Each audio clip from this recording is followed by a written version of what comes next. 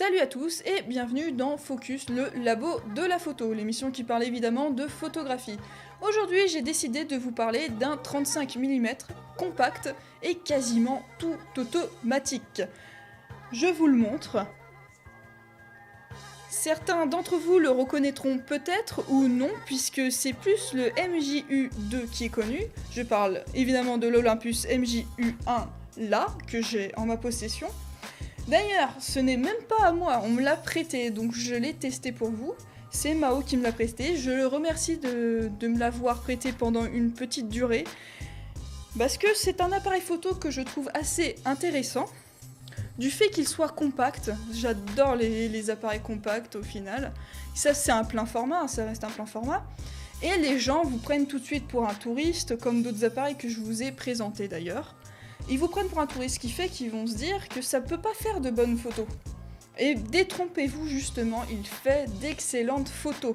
Mais il faut réunir les conditions pour que ça marche. En le testant, j'ai compris rapidement quelle situation va fonctionner.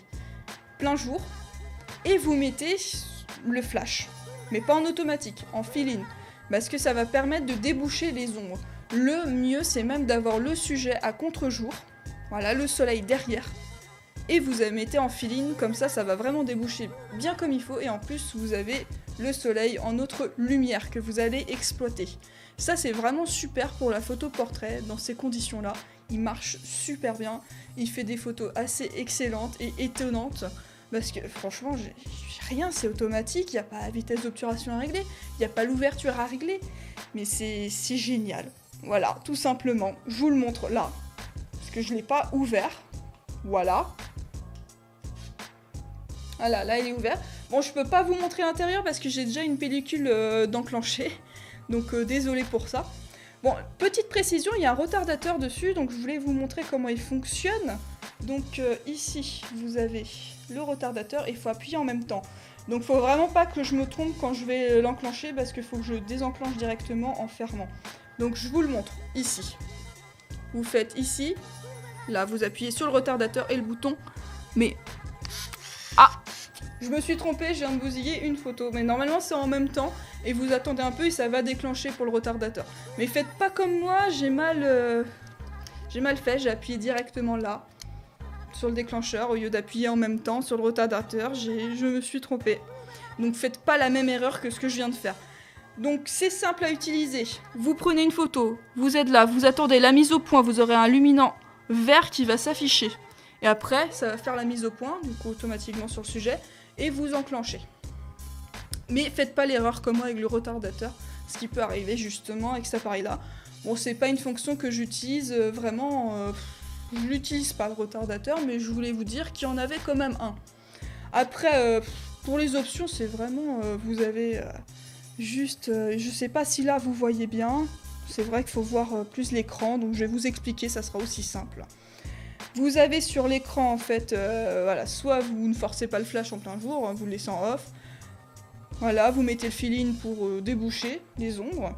Ou vous mettez le flash en automatique. Bon, de nuit, vous faites une photo, le flash, vous pouvez le laisser, il va s'enclencher. Et puis bon, voilà. Bon, vous avez une autre fonction, j'en parlais, mais une fonction inutile. Pour moi, hein.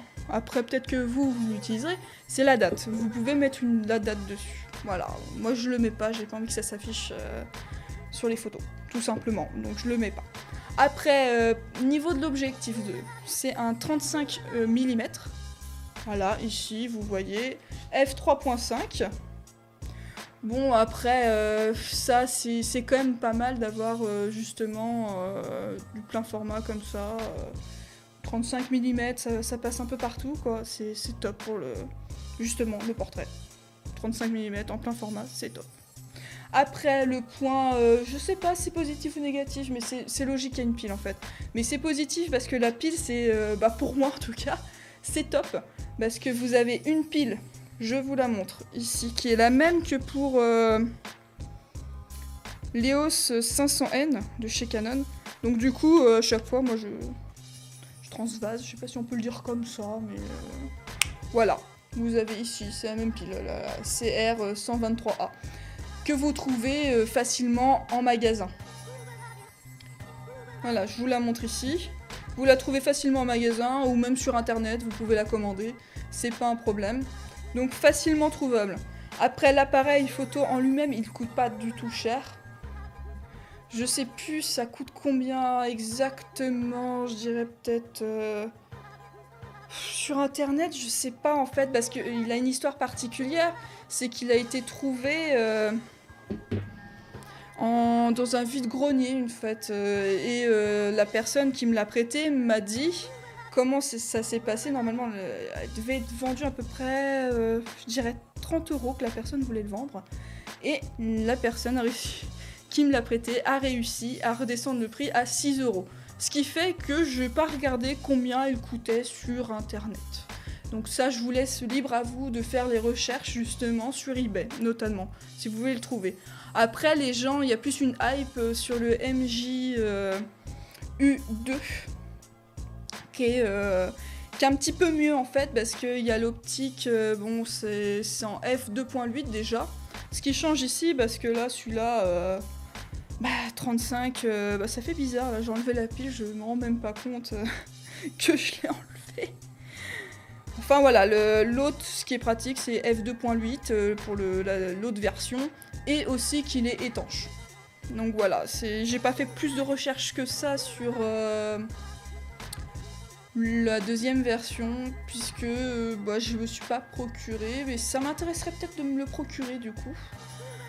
Mais là, vu que je vous présente un appareil photo qu'on m'a prêté, n'hésitez pas, du coup, si vous habitez près de chez moi, c'est-à-dire à côté de Vannes, vers là, de me dire si vous voulez bien me prêter vous aussi vos appareils photo argentiques pour que je les teste et que j'en fasse une review.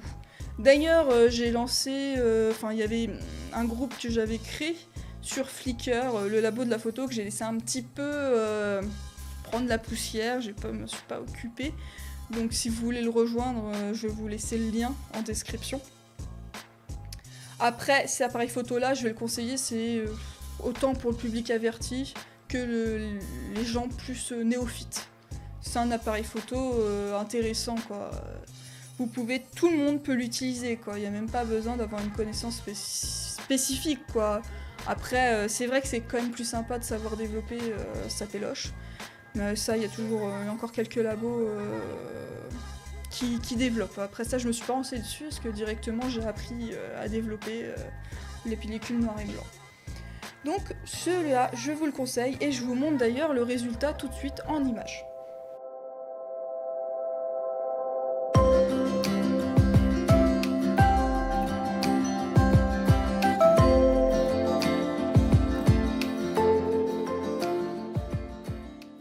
N'hésitez pas à me dire en commentaire ce que vous en pensez, et pourquoi pas vous le procurer grâce à eBay notamment, ça sera plus simple pour l'avoir, et pourquoi pas la version 2, ça sera encore mieux. Allez, n'oubliez pas de vous abonner, de liker, d'enclencher la petite cloche, et n'oubliez pas, encore une fois, que Focus c'est une émission par semaine le mardi à 18 h. Allez, à plus!